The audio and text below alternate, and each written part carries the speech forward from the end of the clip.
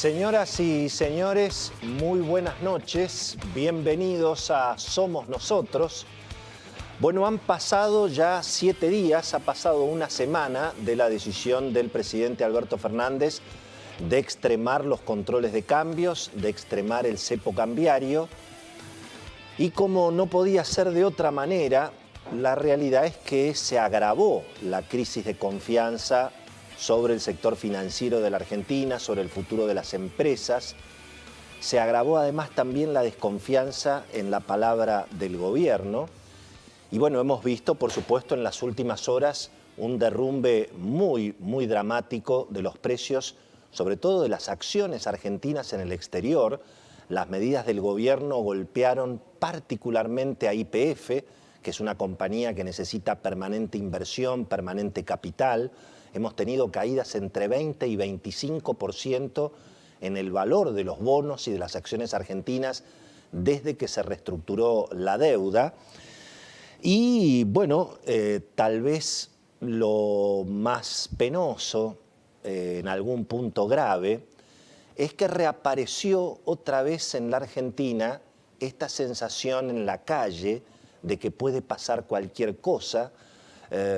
Resulta que se reactivó y se profundizó el pedido de turnos en los bancos, de ahorristas que se presentan en caja a cobrar dólares que tienen en los depósitos en caja de ahorro, también en caja de seguridad. Los argentinos están otra vez preocupados por el futuro de sus ahorros. Una preocupación, en principio, completamente infundada. Si uno escucha a los economistas más creíbles, incluso opositores al actual gobierno, e incluso si se miran los datos oficiales de las reservas intocables del Banco Central, que son los dólares de los depositantes, los dólares que los bancos tienen obligación de dejar en el Banco Central, el sistema tiene una liquidez muy equilibrada, sobran dólares en los tesoros de los bancos, también, insisto, en esas reservas intocables que tienen que guardar los bancos en el Banco Central, pero mucha gente no cree en nada. Si usted me pregunta a mí, la verdad que a mí me parece una locura total, absolutamente. Incluso los analistas políticos advierten que, bueno, si el gobierno en todo caso fuera contra los ahorros de la gente, se tiraría finalmente, se pegaría un tiro en el pie, pondría en peligro la situación institucional, el proyecto político, obviamente, que tiene el sector más identificado con el gobierno, que es el que se referencia en Cristina Kirchner. Pero la verdad que mucha gente va igual. Yo insisto, me preguntan, Willy, ¿puede pasar algo con los depósitos? La verdad que no, la verdad que espero que no. Los argentinos, el sistema financiero argentino ha aprendido naturalmente de la historia reciente. Pero aquí se ha generado una ola de desconfianza no solamente en la situación estructural macroeconómica, sino en la capacidad política del gobierno y del propio presidente Alberto Fernández para enfrentar esta situación, para pegar un volantazo y para recomponer la confianza en materia financiera, en materia económica y en materia política, que evidentemente está golpeado. Obviamente, aquí hay también una realidad, que es la tecnología y las redes sociales. Y esto está jugando un rol también muy importante, porque más allá de lo que los economistas, los periodistas, los especialistas puedan decir en la televisión, en la radio, en los diarios, el fenómeno de las redes sociales permite que cientos de especialistas, con muy buena información, con buenas intenciones, algunos con malas intenciones, bueno, presenten sus análisis en las redes sociales, trascienden además las reuniones por Zoom, donde hay o funcionarios del gobierno, allegados al gobierno.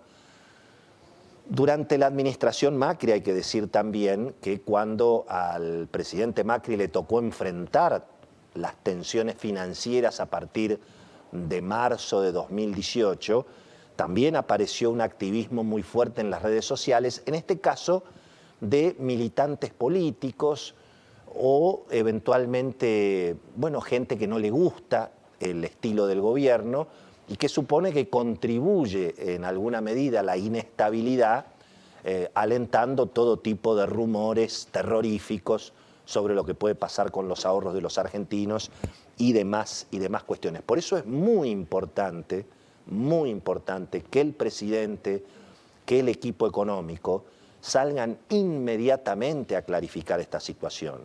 Hoy un allegado al presidente del Banco Central me dice, pero Willy, ¿qué? ¿Tenemos que salir a aclarar lo obvio? ¿Que no vamos a ir contra la propiedad privada? Y lo que pasa es que la propiedad privada está medio cascoteada últimamente, ¿no? Si uno mira la respuesta del oficialismo frente a la toma de terrenos, la determinación de seguir aumentando incluso hasta niveles confiscatorios los impuestos. Eso en definitiva es un ataque a la propiedad privada. Piensen ustedes que los impuestos al patrimonio en la Argentina pueden quedar en un promedio de 5% al año si la ley que se está tratando del aporte solidario y obligatorio por única vez, como todo el mundo cree, no va a ser por única vez. Fíjense que incluso en el caso del dólar, el impuestazo no tiene antecedentes. El dólar hoy cerró prácticamente en 145 pesos, en el mercado libre, más o menos. Ahora, de esos 140, 145 pesos, la verdad que el Estado, bueno, contribuye con 50 o con 60, porque el dólar debería valer 80, 90 pesos, pero el Estado le pone el impuesto país y la retención del impuesto a las ganancias. Es decir, el Estado hace con el dólar lo mismo que hace con el agua mineral. Le pone 50% de impuestos. Y bueno, eso naturalmente genera más pobreza, genera devaluación. El que devalúa es el Estado, es el que aumenta los impuestos. Y eso obviamente va sobre la carga del sector privado, va sobre las rentabilidades. Digamos, en estos días circuló incluso por las redes sociales, tomando el caso de este maravilloso tenista argentino, el Peque Schwartzman, no por el caso de él, porque no se trata y además nadie sabe cuál es su situación ni interesa su situación fiscal, pero un economista tomó ese caso para explicar lo que le pasa a un argentino que genera dólares. Por cada 100 dólares que el tenista cobró como premio en el exterior, si lo tuviera que traer a la Argentina, lo especifican a 80 pesos, le cobran el impuesto a las ganancias, después para recomprar los dólares tendría que ir a 135. Bueno, para que quede claro, de 100 dólares que alguien genera en el exterior, cobra en la Argentina, en el mejor de los casos, 50, entre 45 y 50. Es decir, el Estado se queda con 50, 55 dólares de cada 100 que alguien genera. ¿Eso qué significa? Y que nadie va a generar dólares, que no hay incentivo. La gente del campo se reía, por supuesto, se reía por no llorar de esto que ha circulado, porque los productores agropecuarios es lo que les pasa todos los días. Les hacen vender la cosecha a 50, 60 dólares. Ahí está claramente afectado el derecho de propiedad. Y resulta que la justicia está en cuarentena. Entonces allí también hay una situación donde mucha gente se pregunta, en definitiva, hasta dónde puede llegar esta radicalización del gobierno contra el sector privado, contra el ahorro, contra la iniciativa justamente privada. Y ese tal vez es otro de los elementos que aparecen como un interrogante que hoy vamos a tratar de analizar con Cecilia Bufflé, con Beto Valdés. No se pierdan el programa porque tenemos toda la información de lo que está pasando, los rumores, quién está contra quién, cómo sigue la película del cepo. Y no nos vamos a olvidar en el programa de hoy, a pesar de que está todo el mundo hablando del dólar y los depósitos, no nos vamos a olvidar de lo más importante, un tema que hemos hablado permanentemente en este programa y lo vamos a seguir, que es el drama de las escuelas y las universidades cerradas. mucho más dramático que lo que está pasando con el dólar. Va a estar con nosotros Soledad Acuña, ministra de Educación del Gobierno de la Ciudad, a quien le vamos a preguntar lo mismo que le preguntamos a Gustavo Yáñez hace 2 semanas. Los argentinos, además del dólar, el año que viene, mira, ni siquiera este año, el año que viene, ¿vamos a poder educar a nuestros hijos en la Argentina o van a seguir las escuelas y las universidades cerradas? Vamos a hablar con una de las personas que tiene responsabilidad en el tema, que por supuesto está proponiendo una salida y que se encuentra con el cepo a la educación, mucho más grave que el cepo al dólar.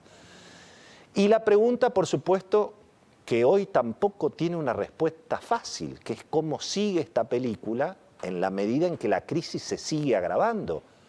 Hoy el Banco Central se calcula que perdió otra vez otros 50 millones de dólares de reservas, es decir, este mecanismo del cepo y el control de cambios, donde el Banco Central regala dólares a 78 pesos, y bueno, todo el mundo trata de sacárselo y nadie le vende. Hemos hablado durante años de esta cuestión que por supuesto se va agravando. Y entonces, ¿qué es lo que puede hacer finalmente el gobierno para dar vuelta a la situación o para enfrentar lo que le viene? El gobierno tiene que llegar a fin de año. Obviamente hay que esperar los dólares de la cosecha que recién llegarían en abril del año que viene. Y por supuesto son las elecciones también el año que viene. Entonces, ¿qué puede hacer Alberto Fernández? Los economistas en general dicen, bueno, por supuesto, tiene que dar un volantazo, tiene que ajustar las cuentas, tiene que cambiar el equipo económico, tiene que traer un equipo económico, digamos, más pro mercado. Ahora, ¿eso qué es cambiar el gobierno? ¿Y qué hacemos con Cristina, Axel Kicillof, Máximo Kirchner, la señora de Bonafini, los movimientos sociales?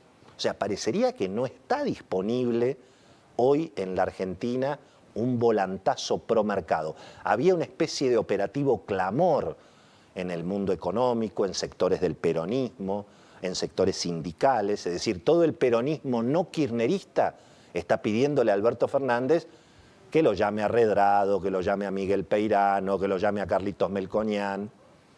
Ahora, ¿eso está disponible políticamente? Parecería muy, muy difícil. Y entonces, ¿cuál es la solución? Bueno, profundizar el cepo, si es necesario prohibir el dólar, si es necesario prohibir las importaciones, aguantar todo lo que se pueda para no devaluar, para no sincerar la devaluación en ese dólar oficial, que según dijo Martín Guzmán va a estar en 101 el año que viene, es el que hoy está en 80, de ese dólar está hablando Martín Guzmán. Muchos economistas creen que finalmente el gobierno no va a aguantar la situación y va a tener que devaluar. Yo quiero recordar que en el año 2011, cuando Cristina ganó las elecciones, se rifaban las reservas a 4 pesos por dólar. Entre otras cosas, por eso Cristina ganó con el 54% de los votos. Y todo el mundo sabía que el Banco Central se estaba quedando sin reservas. Y en general los economistas y los periodistas discutíamos, bueno, va a venir un desdoblamiento cambiario, va a venir un acuerdo con el fondo. A nadie se le ocurrió que Cristina, una vez que ganó las elecciones, estableció el cepo. Eso no estaba en los planes. Por eso, claro, en la medida en que la situación se sigue agravando y si el gobierno sigue cerrando el cepo, la actividad económica se va a ir paralizando cada vez más, como empieza a pasar ahora. No hay precio para reponer los productos que se venden y tienen componentes importados. Hay que intervenir cada vez más en las rentabilidades de las empresas, de las familias. Y naturalmente el escenario se va complicando cada vez más. Tal vez lo más importante a entender de por qué finalmente el presidente Alberto Fernández optó por el supercepo en lugar de liberar un poco, aunque sea el mercado, para el turismo y para el ahorro.